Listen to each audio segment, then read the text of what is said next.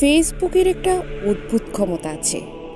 এটা দুনিয়ার সব সমস্যাকেই আপনার সমস্যা বানিয়ে দেয়। আপনার নিউজ ফিডে ভরে থাকে ট্রল, তর্ক বিতর্ক, অশ্লীলতার রাজনীতি কিংবা কারো জীবনের সুখ দুঃখের গল্পে। আপনি না চাইলেও এগুলো আপনার মাথায় ঢুকেই যায়। ফেসবুক আপনার সবচেয়ে দামি জিনিসটা ধীরে ধীরে খেয়ে ফেলে, সময়।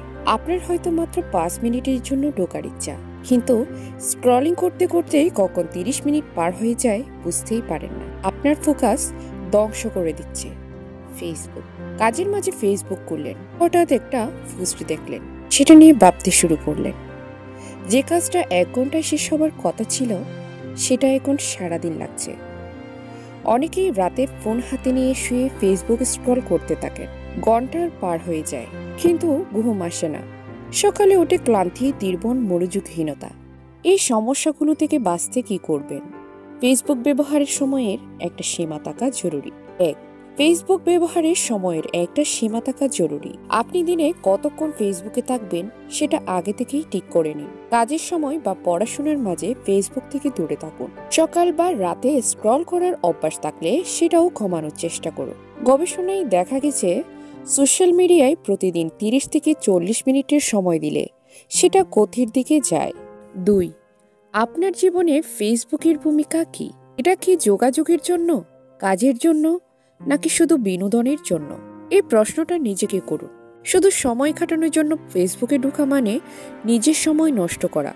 বরং ফেসবুক ব্যবহার করুন আপনার জীবনের কোনো প্রয়োজন মেটানোর জন্য, যেমন কাজের গ্রুপে আপডেট দেখা বা গুরুত্বপূর্ণ তথ্য জানা।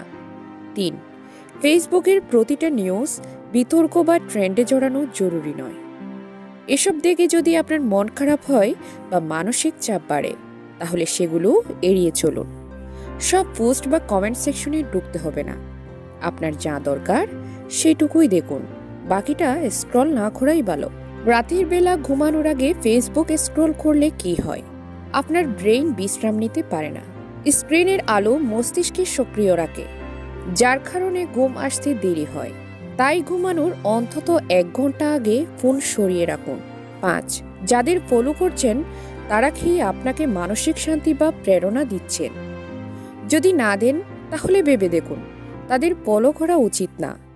ইতিবাচক, জ্ঞানবর্ধক বা অনুপ্রেরণামূলক মানুষকেই ফলো করুন। এর ফলে আপনার নিউজ ফিড শুধু সময় নষ্ট করার জায়গা হবে না, বরং আপনার উন্নতির সহায়ক হবে। শেষ কথা, ফেসবুক আমাদের জীবনের অংশ, তবে পুরো জীবন নয়।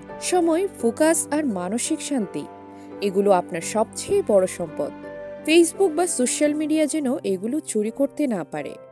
জীবনটা আপনার হাতে থাকুক, ফেসবুকের হাতে নয়। যদি এই কথাগুলো আপনার মনে দাগ কেটে থাকে, তাহলে লাইক দিন, কমেন্ট করুন আর বন্ধুদের সাথে শেয়ার করুন, কারণ সময় আমাদের সবচেয়ে বড় সম্পদ।